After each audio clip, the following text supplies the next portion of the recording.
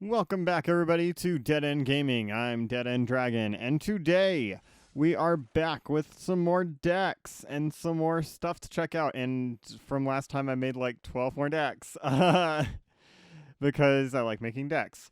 But in the intermin, in between episodes, they had a new event pop up. I wish I could have shown you guys the previous event. I'm sorry, I didn't realize it until late, but there's events going on, and this one is Pauper, where you play with a deck that's only commons. So I made a couple of those. I made like 4. It was really fun to play because you only play with commons. So my deck that I came up with, I saw someone else playing with this Spell Gorger weird, and I love playing red-blue. It's one of my favorites. So this one's pretty simple. Whenever you cast a non-creature spell, put a +1/+1 counter on Spell Gorger weird, and swing. Just keep attacking. Pretty simple deck. I'm not going to go too much into deck explanation because you guys can kind of see what we've got. We've got like Opt and Blink of an Eye for some draw with Contentious Plan. Contentious Plan, of course, used with Spell Gorger weird if possible, but if not, don't be afraid to draw.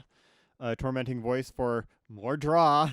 Gotta draw all the cards. And Divination. Divination, I have found, comes in real handy, especially when you have two Goblin Electromancers out. You've got Chandra's Pyrohelix for some board control. A lot of 1/1s on the board. So since it's Pauper with only commons, a lot of 1/1s show up. So don't be afraid to just use Chandra's Pyrohelix on a lot of stuff. You can switch it out for Shock if you'd prefer, but I found that this comes in handy. Skewer the Critics. I don't like this card because it's annoying and everybody uses it. But it's like Lightning Bolt as long as you have dealt damage to your opponent, and I really like Lightning Bolt. So yeah, Skewer the Critics. And also if you have 2 Goblin Electromancers out, it's like Lightning Bolt basically. So it's really nice. And like I said, there's lots of 1/1s on the board, so a Cosmotronic Wave that can just wipe your opponent's field, or if your Spell Gorger weird has a lot of counters on it, but they've got a lot of 1/1 blockers to just keep blocking your weird from hitting them, just make it so they can't block and then hit them for a lot. Pretty simple. We got Exit Guild Gates instead of the rares because can only use commons, but it helps out every now and then. So yeah, let's just dive straight in. I mean, there's not much more to it. Draw and deal damage and keep the board fairly clear and play your weird. Not much for commons, or I'm sorry, not much for counters. Counters. I don't play a lot of counters in my decks all the time. Sometimes I'll play a couple, but I think for this deck and for Pauper, I'm not as worried what my opponent's gonna do. It's more of just like, can I just take care of it? Like, if they're gonna play like 12 1/1s, why not just wipe the field? You know? Okay, so this is a good hand. I'll take it. It's got 2 lands in it, blue and a red. That's all you really want to make sure that you have, or at least something that you can play with draw. Because right away I can go Opt. Boom. That's fine, because I could use a Guild Gate. Tap target creature. Ooh, that's going to be annoying against our weird. And what do you got? As long as it's your turn, he's got first strike. Ooh, interesting. Okay. Oh, and more Guild Gates. I'm torn right now. Let's play a mountain just because I want to use Chandra's Pyrohelix right away on that recruit. But I want to wait and see if they've got another 1/1, another guy with 1, because I had a feeling, and we can just take him out right now. And see, that's why I like Chandra's Pyrohelix, because it's a 3/1. You can just take him right out. It's done. So we'll play the Guild Gate, and then Tormenting Voice, only so we can draw 2 cards instead of 1. And we got more Pyrohelixes! Yay! See, it's our favorite. And this guy hasn't gotten blue out yet with this Elite Arrestor, so the Elite Arrestor can't really do too much. And they've got red? Are they going to tap anything, or is he just there? Let's play the weird. I mean, it's dangerous because he's got red now, so there could be a Shock or something, or a Pyrohelix, but I'm Let's just risk it. That's the name of the game with this deck. Just play your weird. Just play him out and see what happens. If he dies, he dies. If he doesn't, he doesn't. Whatever. Just move on with your life. Okay. So here's how we're going to play this one. We're going to do Pyro Helix. And we're going to do 1 to you. 1 to you. Actually, no. We're just going to Pyro Helix you. And just hit you for 2 because our weird is going to get a counter. And then we can skewer the critics. And we're going to spectacle. And use it on you.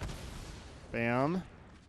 And then we can attack. And usually I'd like to use Tronder's Pyro Helix to take out that arrestor and deal more damage to the person and everything. But let's hold on to it just because 1/1s can get in the way and 1 damage can help you out a lot. So as for the sad part of this deck, they just played Luminous Bonds. I can't do anything against that, really. Oh no, there is. There's the return permanent to hand card, so that's a thing. But other than that, we can't really do too much with that. So for the moment, we'll just keep upping him. Don't worry about it. He's really not gonna do too much, but see, we got Blink of an Eye, so we can return the bonds to his hand and then swing for some more damage. So not too afraid of that at the moment. Now it's just a matter of how do we get damage through to them. I think we're gonna wait an extra turn, and they're just gonna keep thinking that we can't do anything with our weird. He's an 8/8. So basically we want to be able to deal 14 damage in one go here.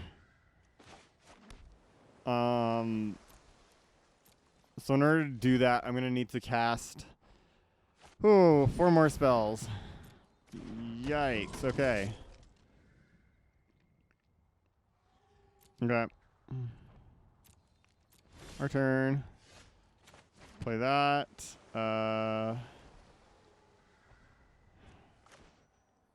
Let's just Pyro Helix right now. I don't like you. Yep. There's that. So we're up to 11. So this is going to be 1 more counter, and this is going to make sure that we can attack without having to worry about blockers. They don't have anything, so this is all. There's no hand. This is all he's got. We're going to pass the end of combat. Blink of an Eye. We're going to draw an extra card. Oh, wait. Yeah, this is end of turn. Make sure it's at end of turn, because if it's at end of turn, we can do this. Gets a counter. We get to draw a card, and then hopefully we'll be able to get something else that's enough damage. Yes, Divination. And we did it. Draw a couple cards. Play a land. Play Cosmotronic Wave. They can't block, and we get swinging for 14. So it's a lot about, this deck is a lot about adaptability and how fast can you adapt to what your opponent can do. If they are going to like hinder your Spellgorger weird, let's go into the deck. If they're going to hinder your Spellgorger weird, fine. Just keep going. Just don't let that stand in your way. Use Divination, draw some more cards, get another weird out, get some Goblin Electromancers in there. If your opponent isn't playing high amounts of creatures, those Goblin Electromancers, you just stack them up and you can take on your opponent really fast.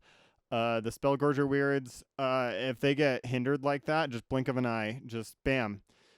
Take off that enchantment and swing in on your turn. You can only, but remember, it's only for 1 hit. You only have 1 hit. But that's how the deck works. But don't be afraid. Like, if you want to throw in Dive Down to protect your Spellgorger weird or throw in some counters, go for it. Give it a shot. Change up the deck. I'm not afraid of changing up the deck. Go for it.